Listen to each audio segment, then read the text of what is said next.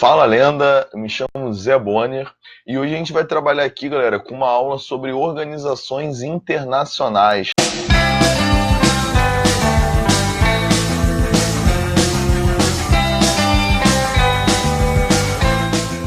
Então a gente vai passar aqui para a primeira grande instituição, que é a ONU, a Organização das Nações Unidas.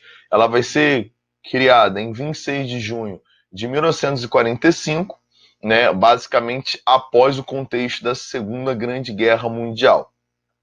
Lembra, galera, que quando você teve, né, o fim da Primeira Guerra Mundial, você já teve a proposta de criar uma instituição, obviamente, para gerenciar o mundo e para evitar qualquer tipo de conflito bélico. Basicamente, uma instituição para se manter a paz a nível mundial, que foi a Liga das Nações. A Liga das Nações, ela não vai dar certo, né? Então você vai ter o fim dela e a ONU vai ser uma espécie de segunda versão, né, da Liga das Nações. Se você quiser, você pode pensar numa Liga das Nações 2.0, por que não?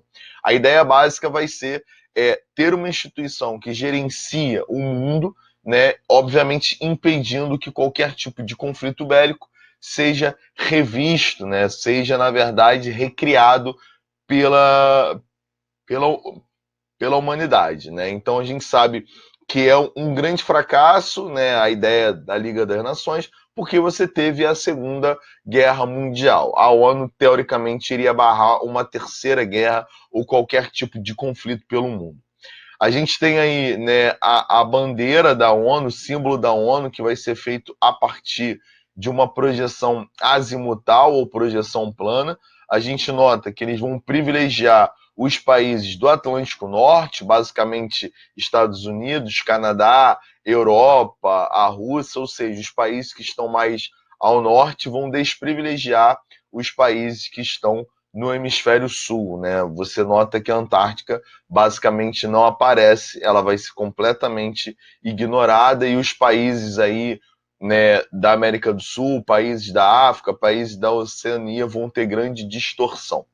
O objetivo da ONU, como eu já falei, é assegurar a paz, defender os direitos humanos e as liberdades individuais e promover o desenvolvimento dos países. Então, a ONU ela atua em vários campos. A gente vai ver que dentro da ONU você tem várias substituições. Vamos pensar assim: você tem a macro, que é a ONU, e dentro dela vários braços que trabalham fazendo com que ela funcione de forma mais harmoniosa.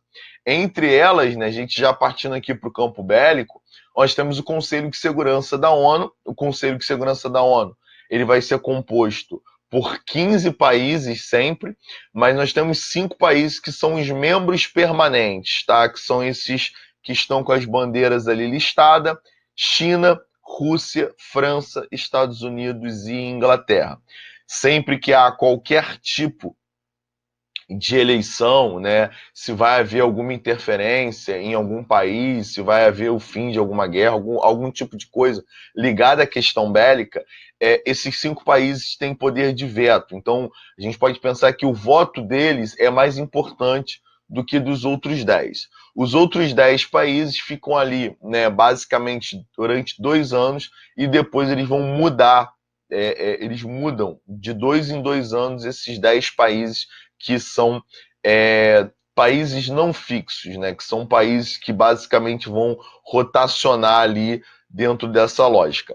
A gente vai falar mais para frente, a ONU está com a pretensão de estabelecer mais 5 membros fixos, né? Eles estão fazendo aí um processo de expansão e já tem 2 vagas que estão certas, uma é do Japão e a outra ficaria para a Alemanha. Então a gente nota nitidamente que o Conselho de Segurança da ONU ele também vai ser um braço da ONU que traz para si, né, países importantes. Esse exército composto pelos países que fazem parte do Conselho de Segurança da ONU são conhecidos como capacetes azuis.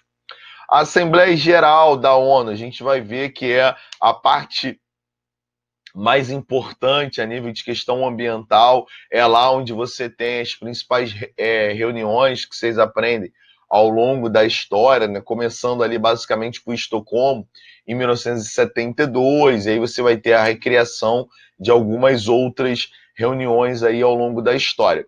você precisa pensar que a Assembleia Geral, ela representa uma lógica física, mas também representa os 193 países membros dela, tá? Então, não necessariamente as reuniões acontecem no mesmo lugar. Tanto que você teve Estocolmo em 72, depois você tem Rio 92, então existe uma variação de locais, mas a ideia é uma reunião da Assembleia Geral. Cada país representa um voto, só que você tem países que apresentam um peso maior. Como eu falei, tem uma questão bem interessante aí que é sobre o Estado da Palestina. Sempre que há a proposta para a criação do Estado da Palestina, a grande maioria dos países votam a favor. Normalmente, quem vota contra são os Estados Unidos e Israel. E nunca é criado o Estado de Israel. Pois é, então você tem 191 votos a 2. Sim, no último ano foram 191, 190 votos a 3, né? O que aconteceu? O Brasil ele também votou juntamente com os Estados Unidos e Israel contra a criação do Estado da Palestina. Então, por que não cria? Se você olhar ali no esquema, os Estados Unidos é um dos países que tem poder de veto. Então, o voto dele tem um peso maior, tá? Nós temos o secretário-geral, né, da ONU, que vai ser nomeado aí também sendo renovado o tempo todo.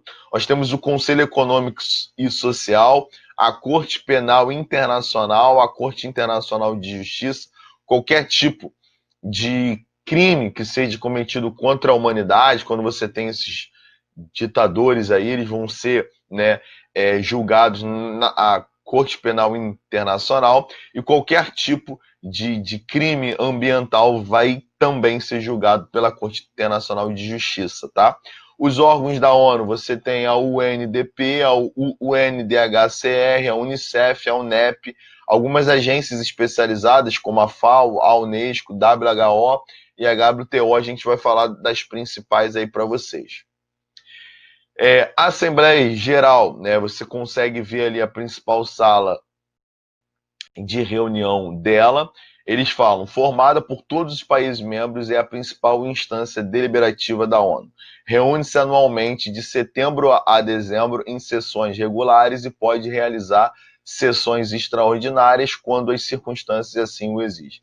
Estas serão convocadas pelo secretário-geral da ONU a pedido do Conselho de Segurança ou da maioria dos membros da ONU, né? Então a gente tem sessões que são pré-marcadas, que já estão aí agendadas todo ano, de setembro a dezembro é quando normalmente tem, né, essas reuniões, chamando alguns expoentes da sociedade mundial. A gente lembra que no ano de 2019, no final ali do ano de 2019, a grande presença foi da Greta, né, a menina sueca, que foi levantar o discurso sobre a questão ambiental. Então, é uma passagem obrigatória pela Assembleia Geral falarmos sobre meio ambiente, e a Greta ela foi a principal voz aí da sociedade sendo representada na Assembleia Geral. Então, é basicamente isso, né? Você tem reuniões já marcadas, e se houver alguma necessidade, algum país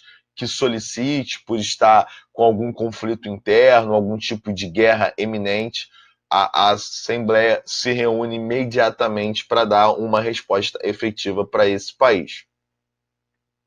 O Conselho de Segurança da ONU, né, como eu falei, recomenda medidas para manter ou restabelecer a paz e a segurança mundial, pode exigir que membros da ONU apliquem sanções econômicas, rompam relações diplomáticas com qualquer Estado culpado pela quebra da paz, decidir que medidas militares poderão ser tomadas e interferir na regulamentação sobre armamentos nacionais. Como eu falei, esses 5 países que estão aí são os países, né, membros fixos, e as 5 novas vagas que estão para abrir, eles vão pôr o Japão, a Alemanha, uma vaga vai para um país da Ásia, o que está mais cotado para assumir é a Índia, um país da África, o que está mais cotado é a África do Sul, e um país da América Latina, o que está mais cotado para assumir a vaga é o Brasil.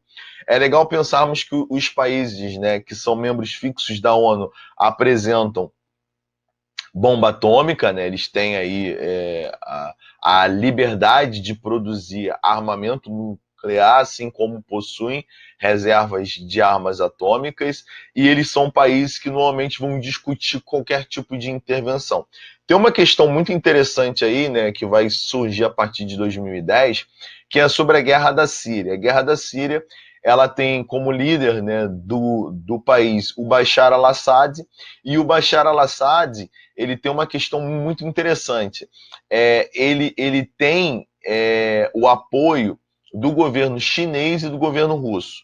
Em contrapartida, ele não tem o apoio dos Estados Unidos, da Inglaterra e da França.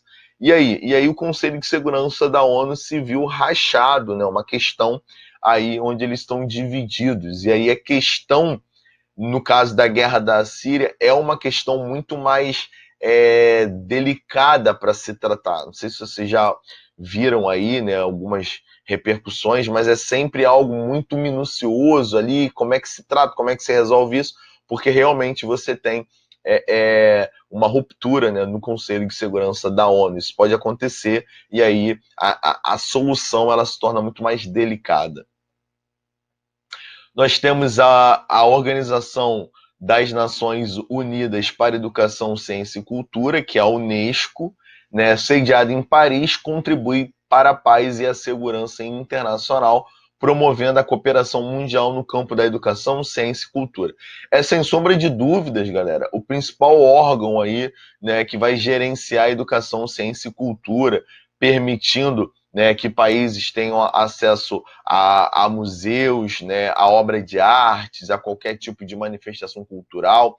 A Unesco ela fiscaliza se está havendo qualquer tipo de censura, se algum país não está conseguindo produzir cultura, ela vai ter um fundo, né, partidário aí, fundo da própria ONU que vai financiar esse tipo de manifestação para que todos nós tenhamos qualquer tipo de acesso à cultura. Obviamente, os países desenvolvidos vão ter muito mais, né, a nível de museu, a nível de exposições, a nível de acesso à música, à cultura em todas as suas esferas, né? Então, a ideia é que a Unesco ela tente tornar isso menos desigual. Organização Mundial da Saúde, né, a nossa OMS, sediada em Genebra, na Suíça, promove programas para a erradicação de epidemias e doenças endêmicas e a melhoria dos padrões de nutrição e sanitários. A OMS ela é uma instituição que ela vai ser bancada, né, por vários países do mundo ou iniciativas privadas. O país que mais investia na OMS até o ano de 2020 eram os Estados Unidos, que pagavam cerca de 23%, né, de todo o capital que ia para a OMS, só que o presidente Donald Trump ele rompeu com a OMS porque ele disse que a OMS não passou informações seguras, informações detalhadas sobre o coronavírus ou o Covid-19, não dando a ele uma real dimensão do que era esse vírus. É interessante pensarmos que o coronavírus já existia, mas o Covid-19 não. Então a OMS não tinha ainda, como a grande, né, maioria dos países em 2020 ainda não tem assim uma certeza do que é o Covid-19. Então a OMS passou que teríamos uma grande pandemia que estaria surgindo na China. Ela passou essa informação para o mundo todo. O presidente Donald Trump achou que não, ela deveria detalhar mais, né, essas informações. E aí ele vai cortar o financiamento dos Estados Unidos para a OMS. 23%, né? É muito interessante que o segundo maior capital que vai para a OMS, 22%, né, do que eles arrecadam, vai de uma instituição particular, que é uma instituição do Bill Gates. Ele é um dos maiores patrocinadores da OMS, né, tirando o Estado, porque o país que mais financia são os Estados Unidos, com 23%, era os Estados Unidos, depois a Alemanha. acho que com 13%, 14%. Mas entre a Alemanha e os Estados Unidos existe um grupo de pessoas, né, como o Bill Gates, que patrocina aí a Organização Mundial da Saúde. A Organização Mundial da Saúde, ela tem a liberdade de realizar intervenções em qualquer país, de criar parceria com qualquer instituição para ter acesso, né, de forma mais detalhada a informações sobre um tipo de vírus, um tipo de doença ou qualquer outro tipo de questões ligadas à questão sanitária, questão de bem-estar aí da humanidade. É uma instituição muito importante para o gerenciamento da saúde a nível mundial. O Fundo das Nações Unidas para a Infância, a Unicef, né, sediado em Nova York, dedica seu atendimento das necessidades básicas da infância nos países em desenvolvimento. A Unicef, galera, ela é uma instituição, como eu falei, que também, né, vai ser um dos braços da ONU e que serve para gerenciar todo o processo de cuidado, acesso à saúde, a saneamento básico, educação que as crianças estão tendo, né? Ela vai tratar ali dos anos iniciais, ela é fundamental para trazer informações sobre a questão de mortalidade infantil, expectativa de vida, ela vai trabalhar com questões ligadas às crianças com problema de saúde, com algum tipo de deficiência física. A Unicef, no Brasil, ela tem um representante, um fundador dela. No caso do Brasil, é o ex-ator Renato Aragão, conhecido por muitos como Didi. Ele é o fundador, né, da Unicef no Brasil, ele pegou esse bastião para fundar, e aí ele trabalha junto com algumas instituições. Só para lembrarmos alguma, você tem o Criança Esperança, que é uma instituição que tem laços com a Rede Globo. Você tem outras instituições aqui no Brasil muito ligadas às emissoras, né? Então é muito comum você ver que as emissoras elas fazem um grande evento uma vez por ano para arrecadar fundos para manter essas instituições funcionando, tá? Acho que Criança Esperança aqui no Brasil é, sem sombra de dúvidas, um dos principais braços aí que trabalha junto da Unicef, tá? A FAO, Organização das Nações Unidas para a Agricultura e a Alimentação, a gente nota que começa sempre com a palavrinha ONU, né, para dizer que é um dos braços da ONU, só para ficar claro isso. Sediada em Roma, tem a finalidade de elevar os níveis de nutrição e os padrões de vida dos povos, assegurando-lhes os meios para aumentar a eficiência da produção agrícola e as condições de vida das populações rurais. Nitidamente, galera, a FAO ela vai ser uma das principais instituições que serve para gerenciar toda a produção alimentar do mundo e o acesso da população a essa alimentação, né? Principalmente as pessoas que trabalham diretamente no campo, né? Tem esse braço aí conectado à FAO. É muito interessante pensarmos que a FAO vai ser muito criticada nos últimos anos com a maneira que ela não está sabendo lidar com a questão de impactos ambientais e a produção de alimentos. Então, o tempo todo é questionado essa instituição por que não há propostas mais sérias, propostas mais contundentes em relação à manutenção da questão ambiental, como queimadas, o lançamento de produtos químicos, agrotóxicos, a poluição do solo, a poluição de águas subterrâneas, né? Todas essas questões ligadas à questão ambiental, né? E principalmente ligado à produção agrícola, ela vai ser relacionada e questionada à FAO. Então, a FAO apresenta relatórios anuais, semestrais, sobre toda a manutenção de áreas agricultáveis, sobre campos, sobre países que apresentam alta produção de grãos, quanto produzimos de grãos, os principais impactos de fenômenos naturais, como ciclone, como nuvem de gafanhotos, qualquer tipo de interferência na agricultura vai ser relacionada à FAO, que apresenta aí, né, esses relatórios para quem quer que seja. A OIT, Organização Internacional do Trabalho, sediada em Genebra, sua função é garantir o respeito aos direitos dos trabalhadores no mundo. Existe uma instituição, né, que é a OIT, que vai garantir, em primeiro lugar, que não haja trabalho escravo ou qualquer tipo de exploração que seja visto como análoga à escravidão, fazendo com que haja aí um certo respeito às garantias trabalhistas a nível mundial. Então, é a OIT que vai gerenciar todo o tipo de manutenção, né, as condições básicas, as condições de interação com o meio ambiente desse trabalhador e o seu patrão, o seu chefe, né, para que não haja nenhum tipo de trauma a nível, enfim, social, cultural aí para os trabalhadores do mundo todo, tá? Principalmente a questão dos imigrantes. Os imigrantes normalmente chegam num país novo, eles não conhecem as regras trabalhistas e podem vir a ser explorados. É a OIT que faz esse gerenciamento. Fundo Monetário Internacional, o famoso FMI, sediado em Washington. O FMI foi fundado em 1944 durante a Conferência de Bretton Woods. Conta com 188 membros. Os objetivos principais: incentivar a expansão do comércio, facilitar a cooperação monetária, promover a estabilidade cambial, fornecer empréstimos e assistência em questões financeiras às nações que participam do organismo.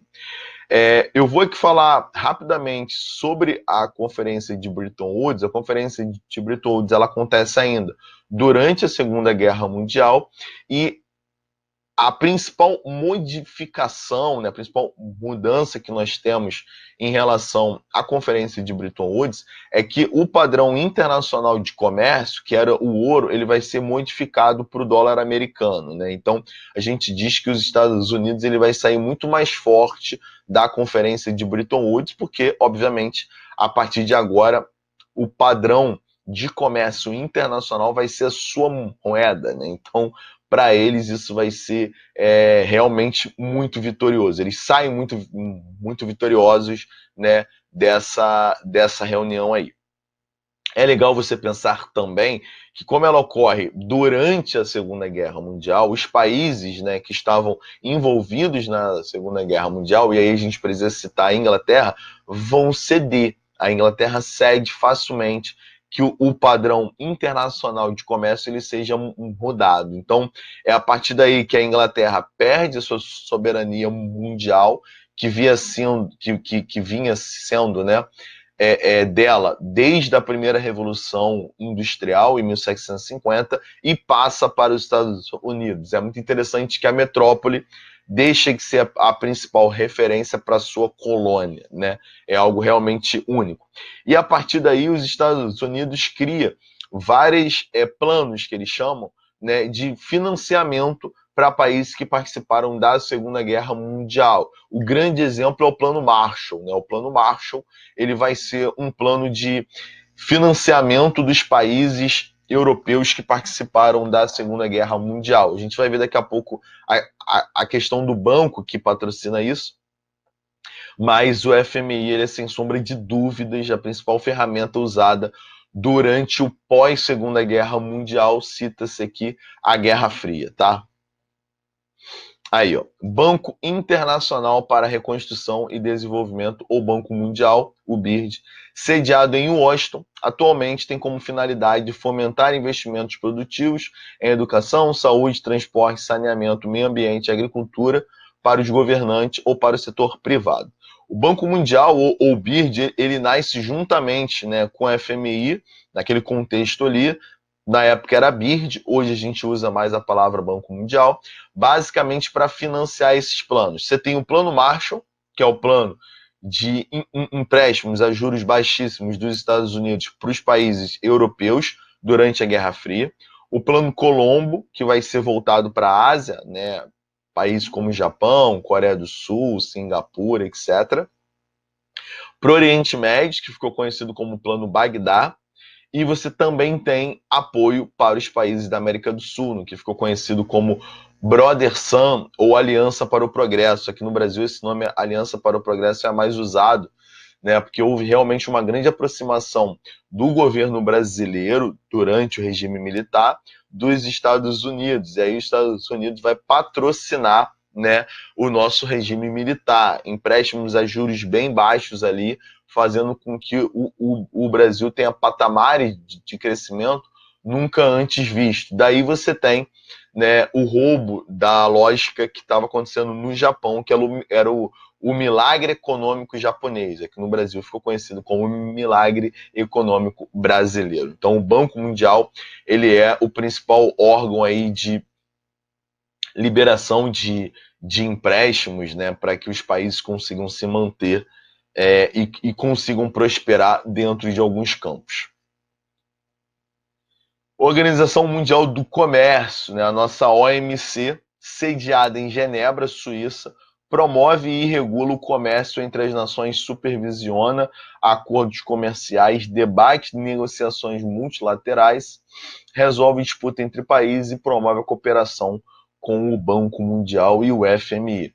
A OMC, ela vai ser uma releitura do GATT, né, o grande acordo aí de tarifas que, enfim, que vai existir basicamente durante a Guerra Fria. A OMC ela já vai nascer na década de 90, então ela é uma instituição mais recente, mas ela meio que segue aí, né, as propostas do GATT. Qual é a ideia básica aí da OMC? Em primeiro lugar, que haja uma responsabilidade do comércio internacional, né, para que ele ocorra de forma harmoniosa. Então, a OMC ela vai criticar, vai combater alguns tipos de práticas que são que ocorrem, né? Uma delas aí que o Brasil é um grande representante desse combate é a prática dos subsídios. Basicamente, né, os países desenvolvidos, a gente cita muito Estados Unidos, Canadá, países europeus, eles financiam parte da produção agrícola, né, dos seus agricultores, para que esses produtos, em primeiro lugar, eles tenham a certeza de que vão ser produzidos, porque você pode ter algum problema a nível ambiental, né, algum tipo de ataque de pragas, escassez de chuva, etc. Então, o governo ele garante a produção, só que aí esses produtos chegam no mercado internacional com um preço barato, e aí eles ganham vantagens sobre outras nações, como o próprio Brasil, né, países que, obviamente, não vão ter essa estrutura para financiar os seus agricultores. Então, teoricamente, a OMC ela serve para combater esse tipo de prática. A gente sabe que a prática do subsídio ainda é realizada em larga escala, mas teoricamente existe um órgão para fiscalizar isso, tá? Organização do Tratado do Atlântico Norte, a OTAN, criada em 1949 por países ocidentais no intuito de conter a expansão militar e ideológica das nações socialistas. A organização está sediada em Bruxelas, na Bélgica. A OTAN ela é basicamente, né, a resposta bélica durante a Guerra Fria para as manobras socialistas. Então, você pode pensar que a representante, né, bélica das nações socialistas era o Pacto de Varsóvia, que dizia basicamente que qualquer país socialista que fosse invadido ou atacado por uma nação capitalista seria teria o suporte de todos os outros países socialistas. A OTAN é a mesma coisa, só que pelos países capitalistas, tá? Então qualquer país que entrasse em conflito com algum país socialista durante a Guerra Fria teria apoio dos países capitalistas. A OTAN ela se manteve até os dias atuais, ela não acabou, porque ela é uma organização que gerencia bem essa questão bélica, tá? De inúmeros países aí, principalmente os países que foram braços fortes aí na Guerra Fria do lado do capitalismo. O Grupo dos Sete, o G7, né, surgiu em 1975, quando líderes dos Estados Unidos, Japão, Alemanha, França, Itália e Reino Unido se reuniram para discutir a crise do petróleo.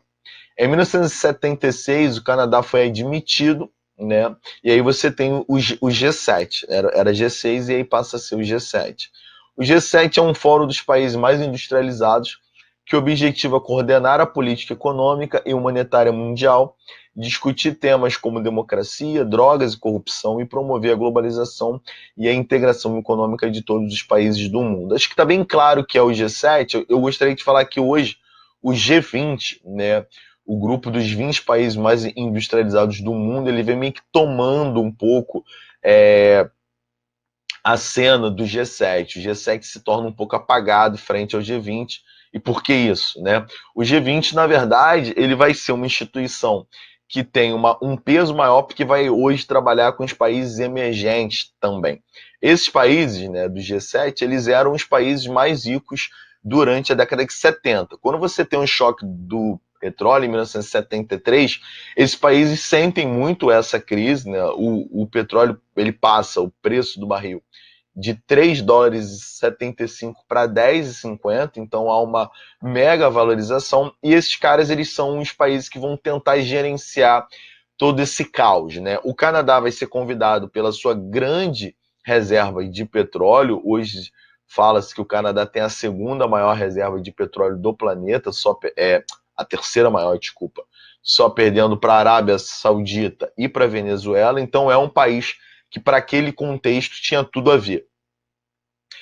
Os demais países, grandes consumidores de petróleo, Estados Unidos também com uma produção elevada, mas com consumo também muito alto, se reúnem ali para gerenciar todo esse caos. O G20, ele basicamente aborda, né, os países do G7 mais os países emergentes. Então cita-se Brasil, Rússia, Índia, China, África do Sul. Você tem os países do Sudeste Asiático ali, países, né, como Coreia do Sul, Singapura, também vai fazer parte desse grupo, Austrália, Nova Zelândia. Então você tem uma lógica maior, né, uma abrangência maior a nível mundial, e esses países, galera, assustadoramente, eles vão deter 70% do PIB mundial. Então você tem aí, né, o G20 vai ter basicamente 2/3, até mais, né? Mais do que 2/3 do PIB mundial. Então, se eles se reúnem, realmente algo acontece. Algumas observações interessantes. Durante o Covid-19, o G20 se reuniu para fazer uma liberação de cerca de 6 trilhões de dólares para instituições, para bancar instituições pequenas, médias, grandes empresas, para fazerem com que elas não quebrassem. Uma outra ideia muito interessante é que esses países, eles gerenciam hoje o comércio a nível internacional, tá? Eles são os países que gerenciam e combatem a corrupção. E por quê, né? Tem gente que pergunta por que o G20 se mete com a corrupção? Cada país tem que combater a sua corrupção. É muito legal você pensar que existem empresas desses países em todos os outros países, né? Então, se existe um país muito corrupto, pode roubar uma das suas instituições e eles vão ter prejuízo. Então, eles já vão trabalhar combatendo a corrupção para que as suas empresas não sintam isso, né? Enfim, já que elas estão sediadas em vários países pelo mundo. A OCDE, né? Vamos terminar aqui, Organização para a Cooperação e o Desenvolvimento Econômico. Fórum para discussão, consulta e coordenação de políticas econômicas e sociais. Criado em 1961, substituiu a Organização para a Cooperação Econômica Europeia, CEE, que coordenava a ajuda financeira do Plano Marshall. O que a gente falou aqui, o que era o Plano Marshall. Então você tinha a CEE, né, Cooperação Econômica Europeia, que gerenciava todo esse processo, essa vinda de capital dos Estados Unidos, né, do BIRD, para que eles soubessem onde fazer investimento. Houve realmente um grande investimento feito em infraestrutura dentro da Europa. A França vai ser o principal país que coordena a OCDE, e é uma instituição, galera, basicamente composta pelas as grandes potências, os países mais desenvolvidos, né? O último país a fazer parte agora, que entrou agora, foi a Coreia do Sul, o último país aceito, né, na OCDE. O Brasil, ele pleiteia aí uma vaga junto desse grupo, porque realmente a sua força está, né, em sediar países muito fortes, em ter países muito fortes, economias muito fortes, economias consolidadas. Então, se você faz parte dela, obviamente as suas relações econômicas e comerciais, elas se tornam muito mais aquecidas, muito mais interessantes. É isso aí, galera. Espero ter ajudado a todos vocês. Tá? Um grande abraço.